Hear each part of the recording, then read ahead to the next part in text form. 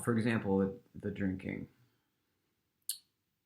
Like many modern American writers, Jack London, Sinclair Lewis, Ring Lardner, O'Neill, Chandler, Hammett, Fitzgerald, Faulkner, Hart Crane, Steinbeck, Wolfe, O'Hara, and James Agee, Hemingway suffered from alcoholism.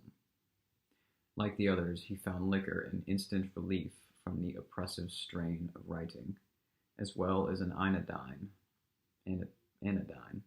for the even greater torments of creative sterility, meaning writer's block. It was always easier to drink than to work. His drinking noticeably increased after 1940, after the hardships of Spain and the exhausting effort on his novel. Toward the end of his life, when his alcoholism became dangerous and he was forced to revert to ancestral teetotalism, he regretfully told MacLeish, "Trouble was all my life. When things were really bad, I could always take a drink and right away they were much better. When you can't take a drink, it's different. Wine I never thought anybody could take away from you. But they can."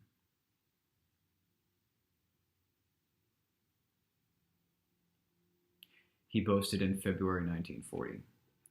Started out on absinthe, drank a bottle of good red wine with dinner, shifted to vodka in town before the Pelota game, and then battened it down with whiskeys and sodas until 3 a.m.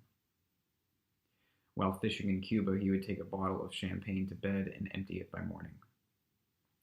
During World War II, according to Buck Lanham, he was a, open quote, massive drinker. Bottle at bedside, drank all day, end quote. In 1953, Mayutu Menakal saw him sneaking out of his African tent for a drink at 5 in the morning. But Lanham, open quote, never saw him stagger, lose balance, get overly thick-tongued, end quote.